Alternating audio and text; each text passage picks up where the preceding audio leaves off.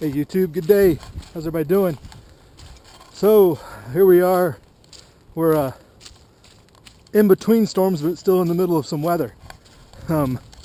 We had some lull in the action this weekend, but it was still rather, or I should say this week. What am I talking about this weekend? This week. But it was still rather cloudy. Not much of a break. Most of the snow stayed around. Then it started raining again last night, and now we got snow. More snow expected tomorrow. And then more snow expected Saturday and Sunday into Monday. So it's just one continuous rolling storm. It looks like we're going to get storm pattern we're stuck in until middle of next week. So we continue to do what we do. And that's got me to thinking, in a couple of videos and some other things I've seen, it got me to thinking about new preppers and what they must be thinking, or people that are considering it and what to do. And do people think it's too late to start prepping? Have they lost all hope, or have they given up, or they don't see the use in it? And I think a lot of that would tie into people feeling that way because of they see the financial side of it before they see the other side of everything that goes into prepping, being prepared, being ready, whatever you want to call it, survival. There was an article that came out back after the election that liberals were the #1 prepping group now. They're out buying guns. Pastor Joe Fox did a video last week. That was pretty funny the way he talked to him. Well, I wouldn't say funny, but it was a good perspective. But yeah, welcome to the club.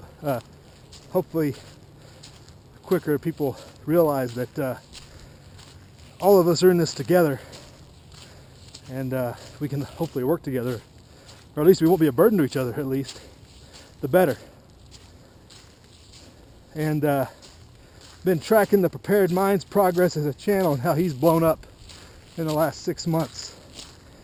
And he discussed that in one of his recent videos on how he has had a lot more participation and following and viewership. So people are really interested, quite more so than before, it would seem. Or there's been a surge, probably the biggest surge since 2008 at least, in the topics discussion, what's going on, and thought processes, and being mentally prepared or physically prepared, whichever. People looking for information. And just a message to those news preppers is it's never too late. It is a process, no matter who you are. We're right in the middle, in between storms here.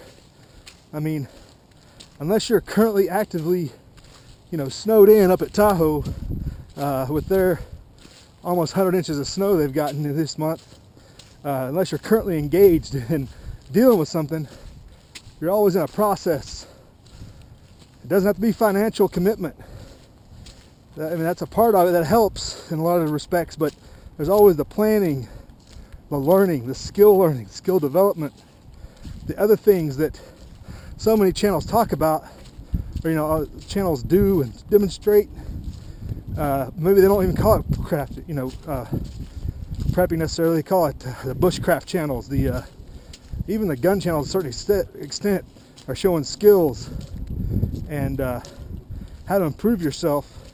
That doesn't really take that financial commitment that I think puts a lot of people off on how you got to buy this amount of 3 months stock and 3 months of this water storage.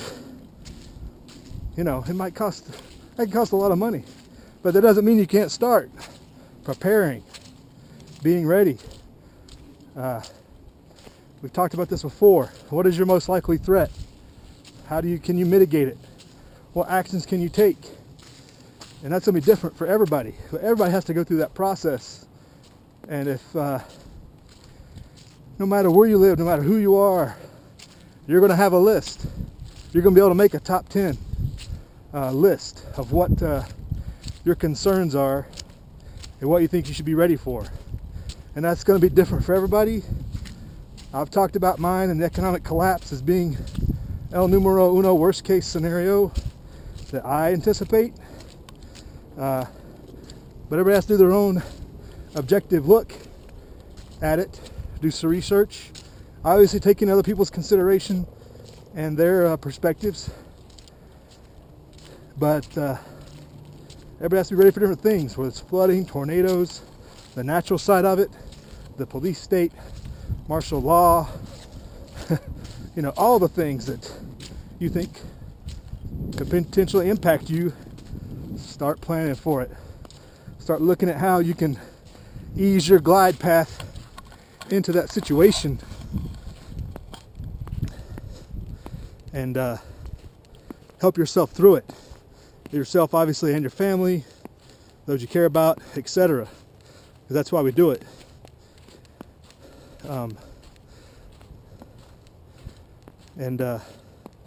Just look around you. It's something people do in the back of their minds a lot of times anyway.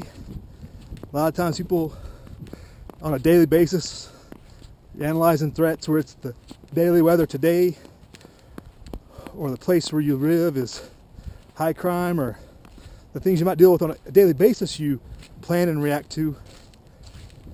But prepping is just that next step of looking, you know, longer term, being prepared for, you know, what you don't necessarily see every day, what you need to be prepared for in an unfortunate circumstance or a worst case scenario, and getting yourself through that in good shape, and what you think is needed for that.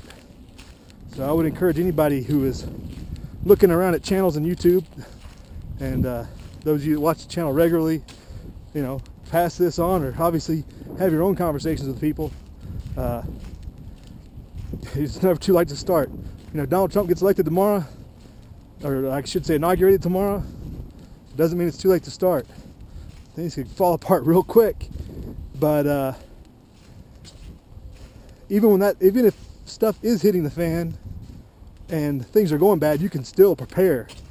And then you go into the recovery of getting ready for the next event, what you call the recovery phase of, hey, just getting ready, reorganizing, repairing, and again, skill building, learning from an event. And, you know, like I talked about last week, or not, I'm sorry, not last week, last month with the earthquakes we had, immediately snapped. You know, you wake up in the middle of the night in an earthquake, like, okay, what would I go without immediately if it was a significant enough earthquake? What are my issues? Going through that mental process in that instant, and then, okay, well, what can I do between now and hopefully an event in the future? The flooding around here has probably put a lot of people into that mindset of being ready next time, which is a preparation. And so encourage those that you know that are looking at prepping now. It's not too late. Yeah, they may have wasted a few years, months, weeks, but it is never too late. And the sooner you get started, the better you'll be ready, the better you'll be able to prepare those people around you and your family, and it can only get better from there, right? So just the words of encouragement as close as it looks as we are to the to some sort of situation, whether it be war with Russia, China, the collapsing stock market, something's going on. Donald Trump causing a rift in the country that divides everything. California secedes and causes economic catastrophe, depending on where you live, whatever. All of those things are out there and could impact everybody anytime, along with all the natural disasters that we deal with every single year. So if you're just looking at getting started, go do it. Make a plan, list a top list of things that you need to worry about, or what you perceive as needing to worry about, and move from there. Preparing for one thing always helps you out for other occasions as well. So just my words for the day. I really wanted to get that out. haven't talked about preparing in a little while, at least. Talked about the philosophical side of some of the SHTF situations, but not the actual, hey, get prepared, go do it. You know, Tactical Tony's come a long way, and just on his, meagerness that he has, and he's documented that on his channel. Just every little step, every little thing you can do helps. So, you know what to do, people. Prepare, live free.